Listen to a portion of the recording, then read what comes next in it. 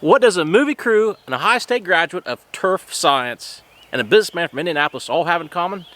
Well, they made the trek here to Spud Run Golf to check out our backyard golf hole, and today, we're going to showcase that visit. We got our first visitor here today, Drew. Remember that movie I was talking about possibly happening out here? This is the guy that's going to make it happen, maybe. So we're basically just scouting things out. He's getting a feel for the backyard golf hole and see if it could possibly work. And as we go around, we'll maybe get some thoughts from Drew on what he thinks. You know, some people said this was a ploy for you to get down and just do Spud Run Golf. Yeah. So elite and private. Yeah, I'm just trying to work on my game. So I told you guys. Wow. All right, take some pictures. Oh yeah, bro. We're open book out here. Shots go, you know, it's like creating. There's a railroad track thing that Drew was. oh, railroad, a bunker that had railroad ties. Like, see like the darker areas of the trees, like that, when you know, like that, it would look so nice to have that contrast, to have like the black, you basically have like a black backdrop, you know, which to me is like really. Just coming off our last tee box tour. Drew, what do you think of this place? It's fantastic. You got a good thing going out here. Yeah, no, I mean, I didn't know that you had all these tee boxes from all these angles. That's pretty crazy. And everywhere looks different, you know, when you're thinking about a movie, you want to get the most like bang for your buck of what's going to look different and how you're going to see what, you know, what locations are what. And from here, there's like 5 or 10 different spots that you could make happen. So that's really cool. Grass is green too. That's a bonus, you know. So they kind of mentioned they've talked to some other golf courses, and first and foremost, golf courses are busy right now, and it's tough to just say, hey, we're going to come in, we need your golf course for a day, 2 days a week. You know, most golf courses are going to buck against that idea, and I think that's what they're running into. So Spud Run could possibly be an opportunity where they can kind of chill out and do what scenes they need to do without any outside pressures. And I don't know, we'll talk more with these guys and hopefully have a report back to the Spud Run community pretty soon. It's confirmed. They're really not here for the movies. They just want to come play Spud Run Golf. My review on the movie crew. First of all, Drew should probably be playing a younger Doc Brown instead of making movies. He should probably be in the movies. He looked like Doc Brown. Great Scott. My review on the movie crew. So I took them all around. I even took them to the Airbnb. I showed them the horse barn accommodations. I showed them our camper hookups. We have 13 camper hookups here at the property, which lends itself handy to a movie scene because you have the bigger actors that have trailers to where they can rest, cool down, take breaks. So the property actually works out pretty good for that perspective, but I'm not quite certain things will work out. As we left it, we would talk in the future. They're still getting their side of things kind of figured out and whatnot. So as things move forward, we'll maybe go into the detail parts of, you know, how long will you be here? Just a lot of the minor details that I think are important as to whether I accept the terms that would come forth. So we'll keep you tuned on that. Our second, and I believe more interesting guest today is Nick. So Nick, tell us a little bit about yourself real quick. Yeah, sure. Well, I am a recent graduate from Ohio State. I did a master's degree in turfgrass science, focusing in turfgrass nutrition and soil fertility. Just graduated on Sunday, so looking what I'm going to do next, but definitely interested to see all the different parts of Spud Run Golf, for sure. Get a chance to look at the grass and get some tips and what my knowledge can share. I don't think you'll be getting any tips. You shall be passing out tips. Oh, yep. I will be passing out some tips for sure. Yeah, so I mean, all this really is this is just tall fescue going to seed. So these seed heads that are popping up, you can take a look at the leaf blade on this and you can see it's a tall fescue leaf blade. I don't really see a bunch with like the actual seed head itself other than the actual stalk. I'm sure we could find one, but just looking directly at the leaf blade, this is a tall fescue plant. So yeah, I mean, every cool season turf grass does go to seed to differing degrees, but basically it's such a dense stalk that with a reel mower, it's just not cutting. Mm-hmm. So cutting it down with a rotary and then going back over it with a reel and controlling it that way is really all you can do. I mean, there's growth regulators, but they don't really control seed heads to the extent that you would want them to. So like on a golf course, we might control annual bluegrass seed with different growth regulators, but for tall fescue seed heads, you're not really going to be able to stop them. They're going to come up, but just mow them down with a rotary and then continue cutting with the reel mower whenever you can. So basically I was showing him that mesotrione we used. What do you call it? You say mesotrione or? Mesotrione? Yeah. It can be pronounced a few different ways, but it's an active ingredient, tenacity. And so it can have post-emergent activity, which just means so if you apply it post-emergently after the weed has already emerged, it can have effects on some annual summer weeds like crabgrass. But it also is that pre-emergence against your summer annual weeds like crabgrass. Its effectiveness is more in split applications, but for sure allowing, like if you're doing a spring seeding and you want to interseed like tall fescue like you did, applying that post-emergently to, or pre-emergently to control any of your crabgrass that will come up is one way to do it. You might have to do a re-app, but anything that's going to germinate in the next few weeks, it'll keep it from coming up for about a month, month and a half. And then after that, I think Site 1, my rep up there said we'd maybe do another application. I've got enough. Yep. Yeah, you probably need to do one more. This part of the green where it's been established for a little while looks pretty good. Did you do an aeration this spring? No, not yet. Okay. I talked about maybe doing that this Sunday. Yeah, so now that we finally have some temperatures, and you know, this isn't like a golf course where you have just an absolute ton of play. You could probably get in here and do that soon. Soil temperature up, so recovery from that aeration should be pretty quick. And then overall, just trying to, get some of that thatch removed. So that's why we're aerating, is to get some sand drainage through the green, pulling out cores to remove any thatch. I don't know if you're planning on doing cores or just doing solid time. But yeah, just removing thatch control is what we're trying to do with aeration. I was thinking about pulling cores and maybe dragging them in. Yeah, so just to try to get. Yeah, actually, so you want to try and match your root zone mix as closely as possible when you're doing aeration. So if you can just drag in the sand, that's one way of doing it. It just depends on the percentage. I don't know, is that root zone mix match this? Supposed to. So okay. Same supplier. So if it matches from the same supplier, you're probably going to get the same type of mix.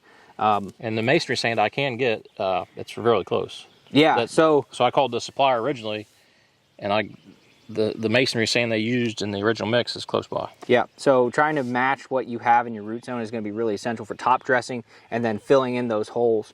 But yeah, you remove the cores when you do your aeration, you let them dry out, and then you can break them up and just drag them around. That usually does a pretty good job. And then, you know, if you didn't get quite as much fill back in those holes, come back with, you know, a pure sand, but try and match the sand that you used in this. So I know it was 60% sand, 20% compost, 10% peat. So if you're gonna just use the sand, try and match the sand that's in here. And then just go back over, top dress it lightly. Depending on how fast you want this recovery, you can do a little bit of heavier top dressing. I think that it might be needed to do a little bit of heavier top dressing, just looking at some of the edges as you're transitioning to that newer part, just kind of getting it smoothed out.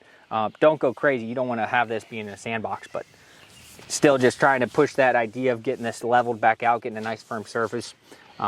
Yeah, these edges, you know, I compacted that all in, but of course it's still settled unevenly. Twice this year so far, I've actually sanded this transition, and it's going to take more work, but eventually I think it'll level out. But yeah, what's your thoughts on these? So 2 weeks ago, I poked holes in this to put seed in. I don't have nothing. Coming up back. What I'm really interested to do is a soil test, just to see what our pH is, because that's going to really impact our phosphorus availability. So seedling germination is really dependent on that phosphorus level being adequate. Talk a little bit more about the germination. So I got to ask you, how frequently are you able to water this? I mean, I can water as much as I need to. But do you know what how much have you actually been watering it to this point? Because so with an early germination, some of these seeds, you're gonna want to have this moist. Probably, you know, watering it just even so lightly, you know, twice a day. I mean, that's just to keep the moisture level in the sand. Just because also it's sand, it drains a lot faster. That moisture does not stick around nearly as long. So keeping moisture in a sand-based mix is even more difficult. So watering it even more frequently is needed. I just noticed it's just on touch on the dry side, especially in the surface layer, which is where the seed's at. But also, as I was talking about that soil testing to see where pH is, where our nutrient levels are. In sand-based mix, low nutrient status is fairly common, especially when we're talking about nitrogen and phosphorus. I like that it has a compost addition.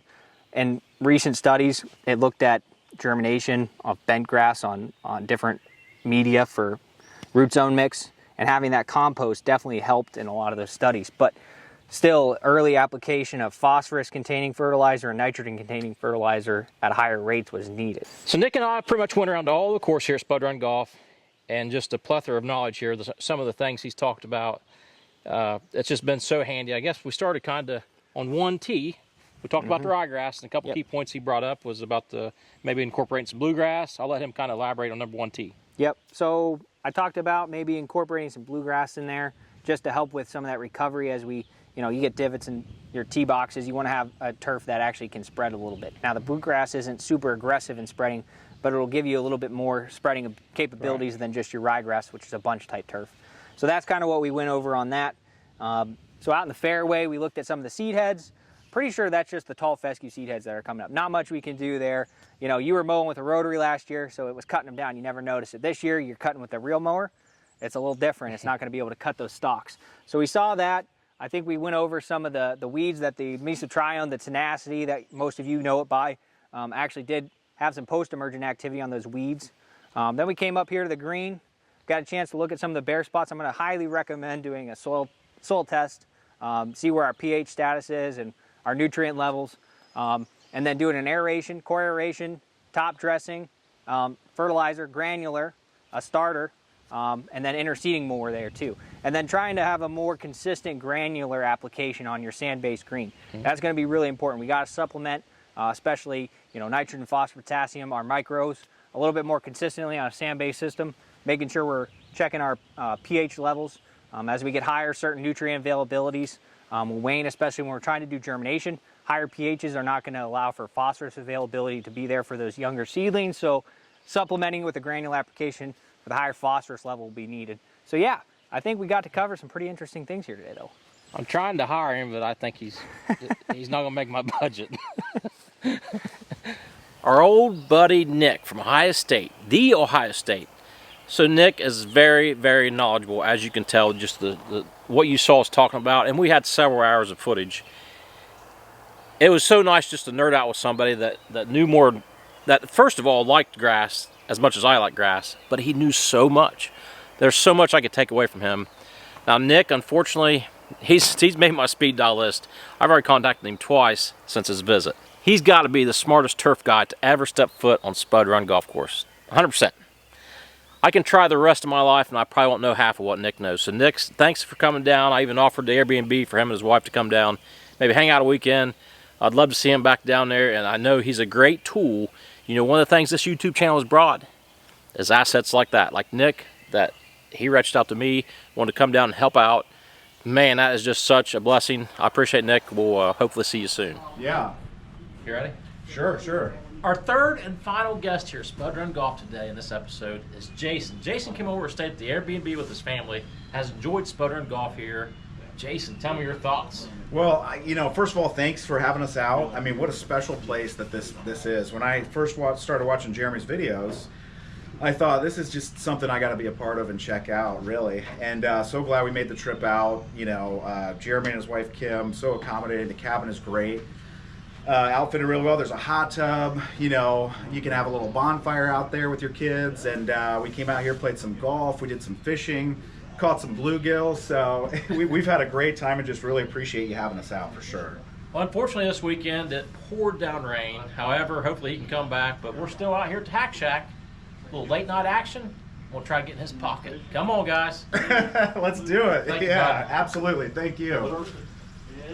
Man, one take, brother. Let's review Jason's visit. So Jason came with his family, stayed in the Airbnb. It was so fresh to have an outsider. So Spud Run is in good condition right now. Obviously, my family and friends get to play it all the time, but it was just nice to see somebody from the channel come and enjoy the fruits of my labor on site.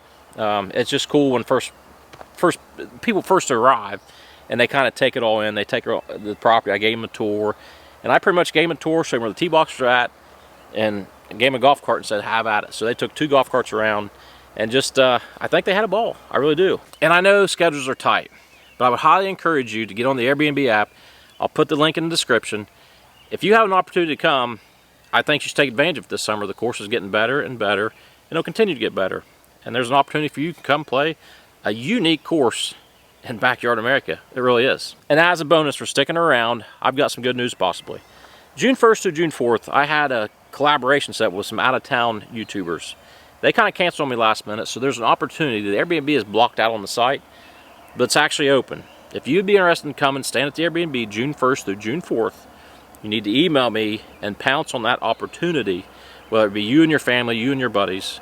Let's get together. The first guy that kind of emails me and says, I'll take it, that's what we're going with. You'll get to come play Spud Run Golf, hang out with me, one of a kind, come on. Guys, thanks for watching.